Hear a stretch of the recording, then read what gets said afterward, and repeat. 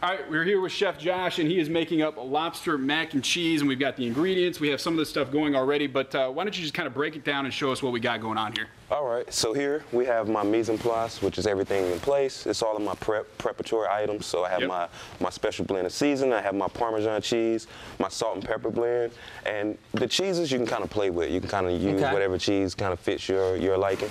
And I have my 1 cup of heavy cream and my 1 cup of milk. And what you simply do, I already have my noodles boiled here. So I add my cream, and I'll add my milk. Why cream and milk? Is it just different consistency? I was about to ask the exact same thing. Milk gives it texture, so it gives it that nice flow, and the cream actually gives it body. All right. Yeah. And by the way, the smells are extraordinary, where you have this smorgasbord of lobster tails. I think I see some shrimp in there. Delightful. Oh, yeah. The seasoning, the secret seasoning. The secret seasoning. Yeah. We're not allowed to know the secret seasoning. Maybe after a while, maybe a couple of these segments more.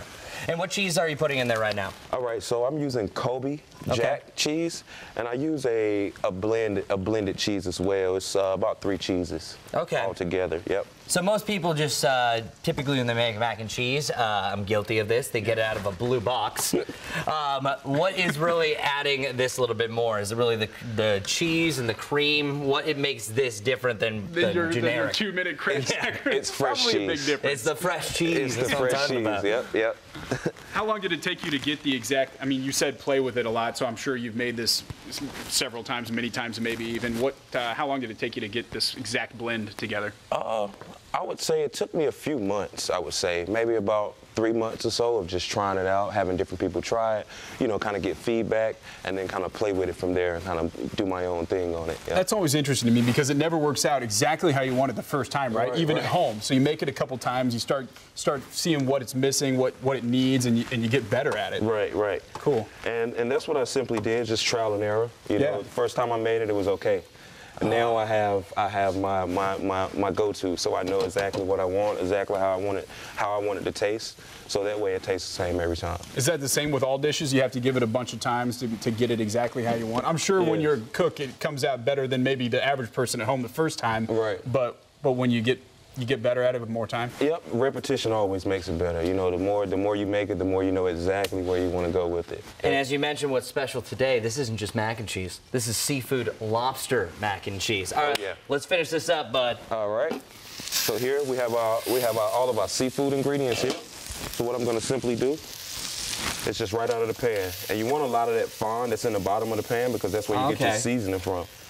That smells unbelievable. So you take all of that seasoning that was in there with the shrimp, you have the lobster flavor in there, and you just add it simply right to And your you just do full lobster tails in there. Does that really help with the flavor? It does. Okay. It does. Oh my gosh. Just simply mix everything together.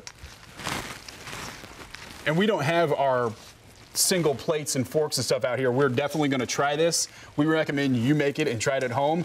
We're going to put the recipe on our website, maybe aside from your special seasoning. We'll see if we can coax him into put the special seasoning on the site. Maybe.